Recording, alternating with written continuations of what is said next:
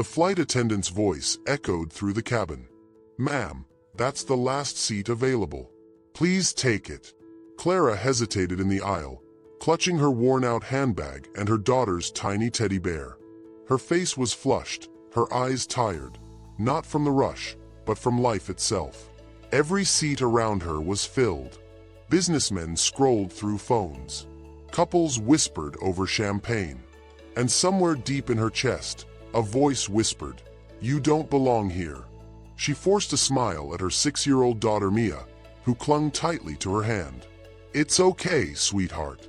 We'll be home soon." As she slid into the cramped middle seat in the last row, someone behind her groaned loudly. "Unbelievable. They're letting kids on this flight now." She pretended not to hear.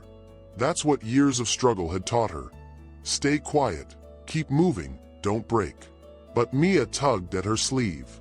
"Mommy," she whispered, "why is everyone staring at us?" Clara's throat tightened. She looked down, brushing a strand of hair from her daughter's forehead. "They're not, baby. Just close your eyes." Moments later, turbulence hit.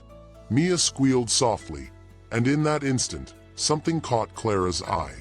A man in first class, sharply dressed, calm, and observant, turned around. His gaze lingered on them longer than anyone else's had all day. He looked familiar. Before she could look away, the flight attendant appeared again, whispering something to the man. He nodded once, quietly, then gestured toward them. The attendant walked back down the aisle, smiling gently. "Ma'am," she said softly, "the gentleman in first class requested that you and your daughter join him." Clara blinked, confused. "Join him?" "Yes," he said, and I quote, "She sits with me." Every head in the cabin turned. The whispers started instantly. Clara's pulse pounded. Why would a stranger, a man she'd never met, do something like that? And why did his eyes look like someone she used to know? If this moment already has your heart racing, stay with us, because what happens next will change everything. And if you love emotional stories about hope, love, and second chances, please subscribe to SoulTwist Stories so you never miss the next one. A week before that flight, Clara sat alone in her tiny apartment, staring at the stack of unpaid bills on the kitchen counter. The hum of a broken fridge filled the silence. Her daughter, Mia, sat cross-legged on the floor, coloring with a half-broken crayon, humming softly, the only bright sound in that dim little room. Clara's eyes burned from lack of sleep. She worked double shifts at the diner. Mornings behind the counter, nights cleaning up after customers too busy to look her in the eye. Every tip she earned went straight to rent, food, and the next daycare payment. Once upon a time, Clara had dreamed of being a nurse. She wanted to heal people, not just their wounds, but their hearts. But life, cruel as it was, had different plans. When Mia's father walked out before her first birthday, Clara's world fell apart quietly. No screaming, no fighting, just a note on the kitchen table that said, "I'm sorry. I can't do this." And from that day on, she learned that strength isn't loud. Sometimes, it's just a woman getting up every morning, even when her heart feels too heavy to lift. The flight wasn't for vacation. It was desperation. Mia had been sick for months. Her doctor said she needed to see a specialist in another city, someone who might finally give them answers. So Clara saved every tip, every spare coin from her pocket. She even sold her mother's locket, the only piece of jewelry she ever owned, just to afford 2 economy tickets. When she got to the airport that morning, she whispered to herself, "This has to be worth it. Please, God, just let her be okay." But what Clara didn't know was that this flight would bring her more than medical answers. It would bring her face to face with a man whose kindness would rewrite everything she thought she knew about love, loss, and miracles. When Clara and Mia stepped into first class, every eye followed them. Whispers, raised eyebrows. Some people smiled politely. Others rolled their eyes, wondering what a woman dressed in second-hand clothes was doing in a seat meant for the elite. The flight attendant gently led them toward the window seats. "The gentleman requested this row for you," she said softly. Clara's gaze shifted to the man sitting beside her. He looked up from his book, tall, mid-30s, a quiet confidence about him. The kind of man who looked like the world had bent for him more than once. "Hi," he said, offering a faint smile. "I'm Adrian." "Clara," she murmured, still unsure what to say. Mia peeked out from behind her mother, clutching her teddy bear. Adrian's expression softened instantly. "Hey there, princess. You like window seats?" Mia nodded shyly. "My daddy used to say the clouds are soft like pillows." Clara froze. Her breath hitched, a split second of pain flashing across her face. Adrian noticed but said nothing. He just smiled at Mia again and handed her a small chocolate bar from his bag. "Then I guess you'll need a pillow snack, huh?" Mia's giggle filled the air. Light, healing, pure. Clara's eyes watered before she could stop them. "Thank you," she whispered, her voice trembling. "You didn't have to do this." Adrian looked at her, something unreadable flickering behind his eyes. "Maybe not," he said quietly, "but I wanted to." The plane began to taxi down the runway. Mia rested her head on Clara's shoulder, already drifting to sleep. And for the first time in months, Clara allowed herself to exhale. But as the flight continued, Adrian couldn't shake a strange feeling. There was something about Clara, the sadness in her smile, the way she held her daughter as if protecting her from more than the world, that tugged at him. When the turbulence hit, Clara instinctively reached out and grabbed his hand. For a moment, they just stared at each other, two strangers bound by something neither of them could name. "Sorry," she whispered, pulling back quickly. "No need," he said softly. "I've been through worse storms." But as she turned away, Adrian's gaze fell on something sticking out of her worn handbag, a hospital envelope with Mia's name printed on it, and a last name that made his heart stop. He blinked. It couldn't be. He looked at Mia again, then back at Clara. The storm outside roared louder, and the cabin lights flickered. Clara held Mia tighter, whispering a prayer under her breath. Her daughter clung to her neck, her tiny hands cold with fear. Adrian leaned slightly toward them, his voice calm, reassuring. "It's okay. The pilots got this. You're both safe." Clara nodded, managing a small smile. "Thank you. She's just scared of loud noises." "She's brave," he said softly. "Like her mom." The words made her chest tighten unexpectedly. Compliments weren't something she heard often. Not since. She stopped the thought before it could form. When the turbulence passed, the flight attendants moved through the aisles with trays of water. Mia fell asleep again, her cheek pressed against Clara's arm. Adrian glanced down at the little girl. Something about her face stirred a faint ache of recognition. It wasn't her exactly. It was the eyes. Those hazel green eyes that looked just like his brother's. He shook his head slightly. It couldn't be. His brother, Ryan, had left the country 6 years ago, disappeared after a bitter divorce, saying he needed freedom. No one had heard from him since. But still, this child. He forced himself to look away, staring out the window at the thick clouds. When he finally spoke, his voice was low. "Mind if I ask where you're headed?" Clara hesitated. "Just trying to start over. I got a small job offer out of town. It's nothing big, but it's a chance." He smiled. Sometimes small chances turn into big stories. Her lips curved slightly. "Maybe. I just need one break that doesn't fall apart." Minutes passed in silence before Adrian noticed a small photo peeking from her open wallet. A younger man holding baby Mia, face partly turned. The resemblance hit him like lightning. That jawline, that smile, that same cufflink Ryan never went anywhere without. His stomach dropped. He wasn't imagining it. He looked at her again, more carefully this time. "Your husband," he began slowly, his tone gentle. "He's not around anymore?"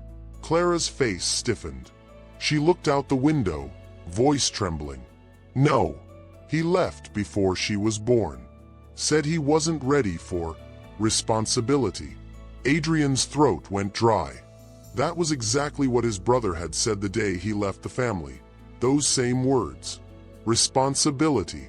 He looked back at Clara, struggling to keep his emotions hidden. "I'm sorry," he murmured. She nodded, but her eyes glistened. "It's fine. I've made peace with it. I had to." The pilot's voice interrupted again, announcing that due to the storm, they'd make an emergency landing in Chicago. Clara sighed in relief. Mia stirred, half awake. When they landed, Adrian insisted she take his contact. "Just in case you need help tonight. Hotels are going to be packed." Clara smiled faintly but hesitated. "You don't have to do that." "I know," he said gently. "But I want to."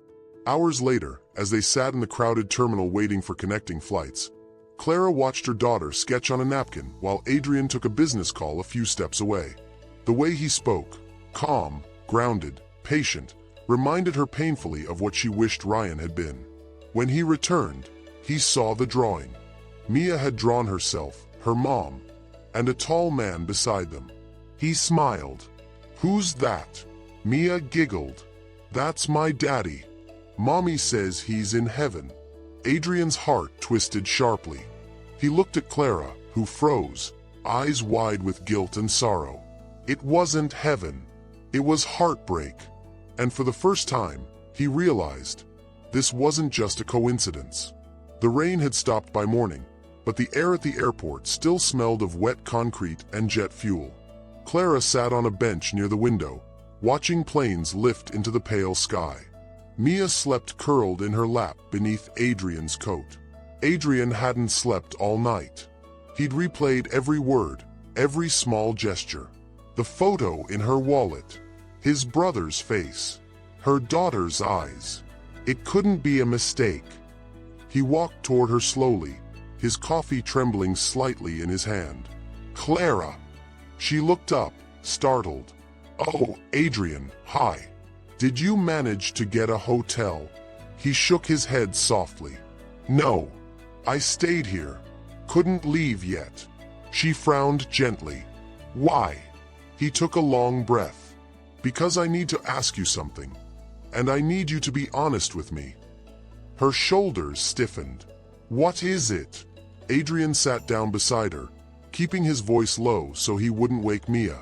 "That photo in your wallet, the man holding your baby, was his name Ryan?" The color drained from Clara's face. She looked away, her throat tightening. "Why are you asking that?" "Because Ryan Bennett was my brother." He said it quietly, like it hurt to speak. "And he disappeared 6 years ago after telling everyone he didn't want a family. The way you described your child's father, the timing, the words, it all fits." Tears welled in Clara's eyes before she could stop them. She clutched Mia closer. "I didn't know he had a brother. He never talked about family. He just vanished. One day he was gone, and I found out I was pregnant." Adrian's jaw tightened. The guilt in his chest was suffocating. "I spent years hating him for leaving, for breaking our parents' hearts. But I never imagined he left this behind." Clara wiped her tears with the back of her hand. "I didn't want anyone to know. I thought if I kept her safe, if I worked hard enough, she'd never feel abandoned the way I did." He looked at her, his voice trembling. "You did more than that. You gave her a chance to be loved." Silence filled the space between them, raw, fragile, and holy. Adrian glanced at Mia's sleeping face. "She deserves to know where she comes from. And she deserves better than the silence our family kept." Clara hesitated. Why tell her now? Why reopen what's already broken? "Because," he said softly, "sometimes the only way to heal the past is to stop pretending it didn't happen." Her lips quivered. "And what happens now?" He looked straight at her. "Now, I fix what my brother destroyed. You've carried this alone long enough. Let me help you. She wanted to argue, to push him away, but the sincerity in his eyes disarmed her. It wasn't pity. It was family. Later that afternoon, as they boarded their rescheduled flight, Adrian walked behind Clara and Mia. When the attendant checked their seats, he quietly slipped his card into Clara's hand. If you ever need anything, a place, a lawyer, school support, call me. Not because I feel guilty, but because you and Mia are Bennett's too. She looked up, tears glimmering. She already has a last name. He smiled softly. Then let me make sure it means something. The seatbelt sign blinked. As the plane lifted, Mia reached for Adrian's hand from across the aisle, tiny fingers curling around his. He didn't pull away. For the first time in 6 years, the Bennett family was no longer broken, just beginning again. Weeks later, the world had moved on, but for Clara, everything had quietly changed. She returned to her small apartment, back to her shift schedule, back to folding laundry at midnight. But something in her had shifted. Every evening, there was a new email, a small wire transfer from a Bennett Foundation. At first, she thought it was charity. Then she saw the note attached. For Mia, a start, not a handout. She sat on her couch, holding the phone with shaking hands. She'd never wanted help, but somehow, this didn't feel like pity. It felt like family keeping a promise. Across the city, Adrian sat in a sleek glass office overlooking downtown. His assistant had just left a thick folder on his desk. New corporate sponsorships, new ventures. But his eyes were fixed on one document at the top. Bennett Pediatric Research Grant, dedicated to Ryan Bennett, in honor of the child he never met. He exhaled slowly. For the first time in years, the anger he carried toward his brother was fading. Ryan hadn't left just destruction. He'd left a chance for redemption.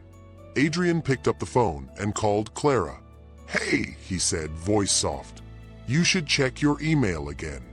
There's something there for you." Clara opened it and froze. It was a plane ticket, two actually.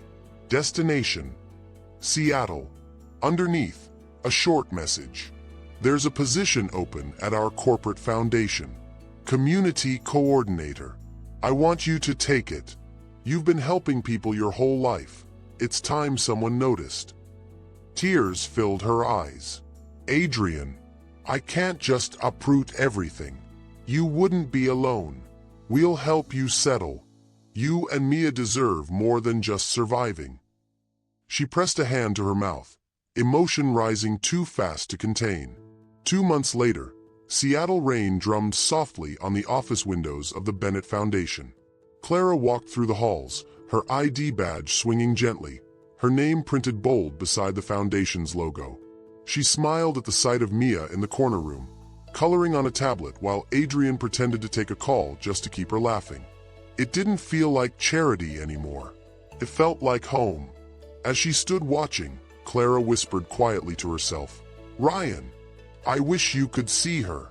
Adrian, overhearing, looked up and smiled faintly. "Maybe he does." That evening, as the sun broke through the rain clouds, Adrian and Clara stood outside the building with Mia between them.